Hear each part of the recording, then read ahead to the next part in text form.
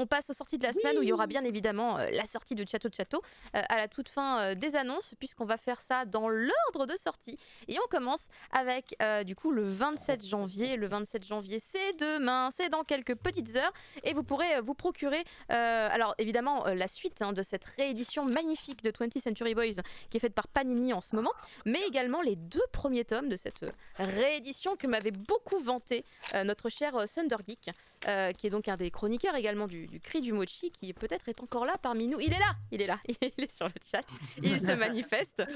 Et du coup, moi justement, Shido, alors je sais pas si ça se prononce Shido, mais je le dirais bien Shido. Je vais vous en parler tout à l'heure et c'est un titre assez incroyable, je ne le connaissais pas. C'est un titre qui a été édité il y a longtemps. Waouh, je me suis pris une bonne claque et un bon coup de poing dans le bide. Allez, les deux, parce que c'était quand même assez intense. Je pense que ça doit se prononcer Shido, du coup. Moi, je dirais Shido, comme ça, ouais. Ouais, et puis en plus, ça fait la voix de la mort, en fait, si tu le traduis.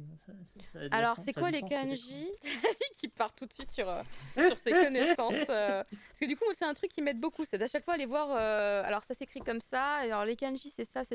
Moi, ça m'aide beaucoup. Ensuite, du côté de chez Soleil Manga, tout de suite, c'est plus doux, c'est plus mignon, c'est plus coloré. Avec du coup, il y a Kirby, ça continue, c'est le tome 4. Dans le sens du vent, on l'a évoqué tout à l'heure pendant les news. Akiri, c'est tellement une. Ah, mais c'est incroyable. C'est les mondes de Ran aussi, là. Je les ai les pas mondes de commencés, Ran, mais moi, je les ai j'avais découverts découvert récemment. avec ça, J'ai fait. moi. Mais je savais pas que j'avais une autrice préférée comme ça, mais maintenant je l'ai découvert. C'est génial. Too Close to Me, un shoujo qui ont déjà 10 tomes de Too Close to Me. Ça avait fait un petit carton au Japon parce qu'il y avait eu des films. Le thème est un peu particulier. Live. Ouais. Il y avait eu du film live et du. Alors c'est un mélange entre film live et drama. J'étais là, je suis perdue. Watashi wa perdu. Donc ça sort le 27, pareil donc demain. Du côté de chez Nobi, c'est la suite de Iruma, l'école des démons. D'ailleurs en voyant cette cover on comprend que c'est bientôt la fin de la saison 1 pour ceux qui ont maté la saison et qui suivent avec le manga aussi. Après il y a donc les fameux one-shot historiques, les grands noms de l'histoire en manga. C'est une saga qu'ils ont commencé depuis un petit moment. Ce mois-ci du coup c'est Jeanne d'Arc et Van Gogh. C'est un concept que je trouve plutôt sympa. Ensuite, on a du côté de chez Kazé. J'en parlais tout à l'heure. Il est où Il y a donc, entre autres, le tome 11 de Jagan. Il est incroyable. Il est assez incroyable, ce tome 11. Ça part loin. J'ai Ça part jamais loin. tapé dans Jagan, alors que pourtant. C'est quelque chose. Il y a déjà 11 tomes, Comment ? Il y a déjà 11 tomes. Parce que la dernière fois que j'ai vu, la dernière fois que j'ai regardé, il y en avait 3. C'est pareil. C'est ça, c'est exactement ça. Jagan va très vite. Ça arrive très très vite chez nous, très très clairement. Mais c'est assez violent, assez trash. Il y a du cul partout aussi un peu. Mais bon, c'est dans l'univers, dans l'ambiance trash. C'est dans l'ambiance trash de tout ce qui se passe. Mais vraiment quel kiff. Vraiment quel kiff. Je trouve ça hyper intéressant. Il y avait un premier arc qui s'est fini au 5e ou 6e tome, je sais plus exactement, qui était intéressant. Et je savais pas comment ils allaient rebondir. Et ils se débrouillent, franchement ils se débrouillent. Après il y a World Trigger, donc le tome 22. Il y a l'animé, il y a la nouvelle saison qui est actuellement en cours de diff. C'est donc de l'actualité. Et il y a We Never Learn, pour les gens là qui crient là sur le chat, qui sont là. We Never Learn avec le 15e tome. Je sais pas si on a déjà commencé là au 15e tome à faire les différentes fins, là, les différents arcs de fin.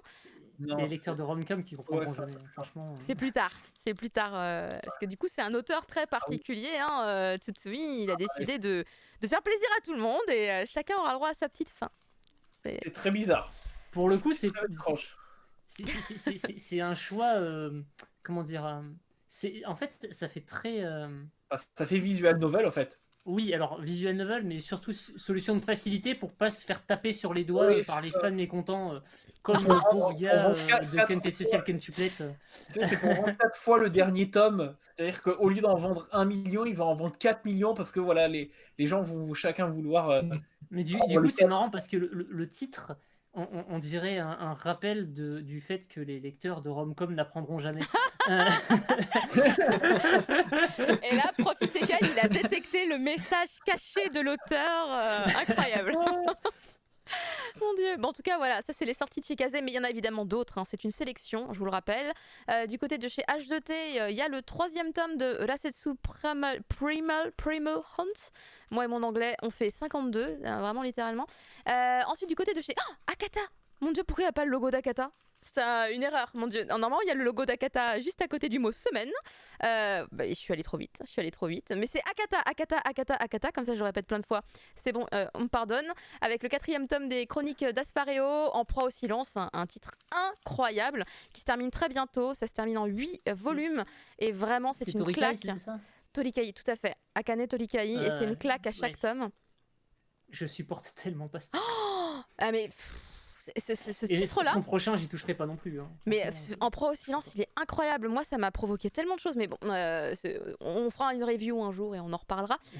Prisoner Iku, 36 volumes. Il me semble que ça se termine au 38e. Donc c'est bientôt la fin. Ouais, c'est bientôt la fin. Ça sort le 28 janvier. Ensuite, on a ce one-shot de chez Kiun, My Broken Mariko, dont nous parlera justement Fumble un petit peu plus tard dans l'émission. Ça sort le 28 également. Et du côté de chez Naban et Nazca, ça sort le 29. Il y a du côté de chez Naban 17 ans, Chronique du Mal, le 2e volume. C'est une série courte en 4 tomes.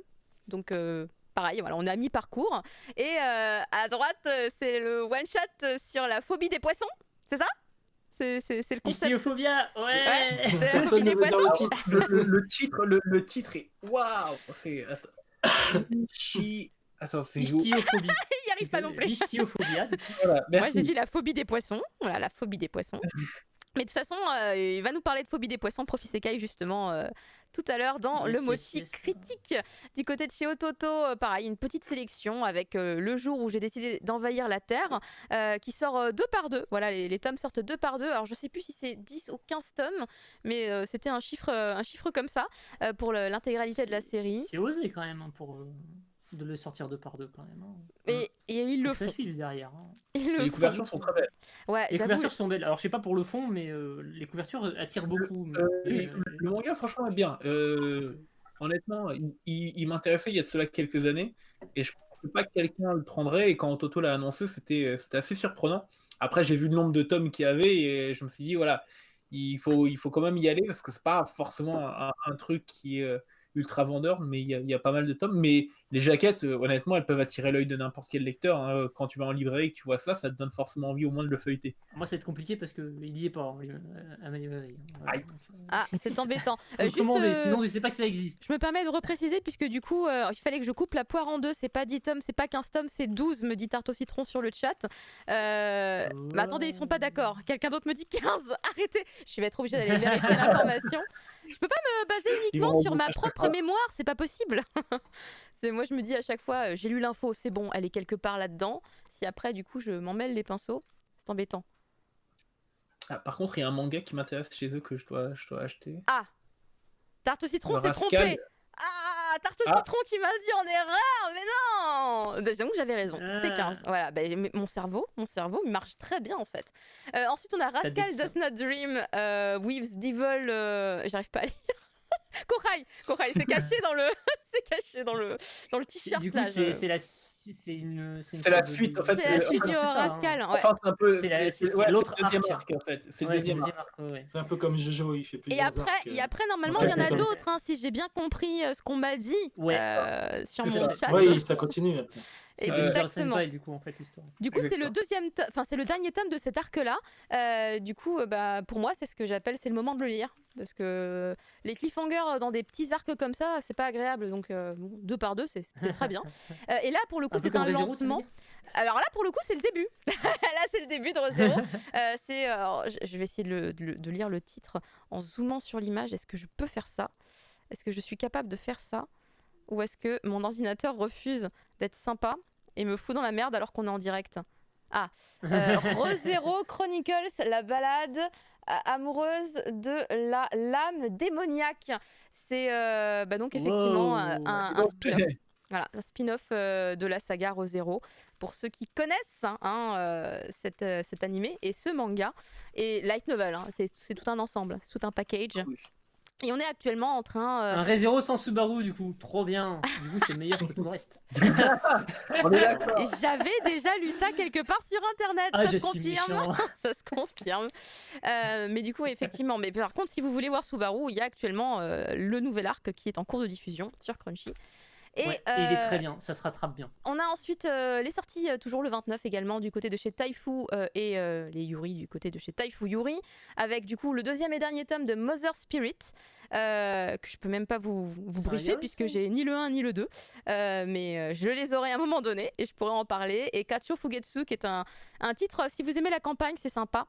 Et si vous aimez les trucs un peu mystiques aussi, c'est une belle saga d'une autrice assez connue, en tout cas dans le monde du boys love. Et Steel Six, c'est la petite surprise Yuri, sur lequel c'est marrant, on n'a pas du tout le même avis avec Fumble. Moi, je l'ai trouvé frais et sympathique, et lui, il l'a trouvé... Mais... ok. Voilà, mais... mais... Donc on n'a pas le même On me avis l'avait peut-être dessus. survendu, hein, tu vois. On me l'avait Ouais, c'est peut-être possible. survendu, c'est possible. Bah moi, on m'a dit un truc dessus sur Steel Six, et j'ai fait « Ah bon ?» Et j'ai pas été déçue. Tu vois, pour le coup, j'ai pas été déçue. Il y a un twist dès le milieu où tu Moi, fais je sais ah. rien, ne dis rien. Voilà. Non, mais il y a un twist au milieu. Voilà. Dès le milieu, c'est un twist et tu fais tout ce que t'as vu. Bah voilà, tu unsee finalement. Un twist existe. Un twist existe. Et on va terminer avec évidemment la sortie de notre very important mochi de l'émission, à savoir donc Chato Chato, qui est notre invité aujourd'hui, la sortie de Ocean Colored Polaris, qui est un one-shot qui sort également le 29 janvier, et on va évidemment en parler plus en détail dans quelques instants quand on sera dans la partie du mochi critique. Mais en attendant, on va... parler avec Nico. Maintenant, on va pouvoir te parler et puis tu vas pouvoir nous répondre et puis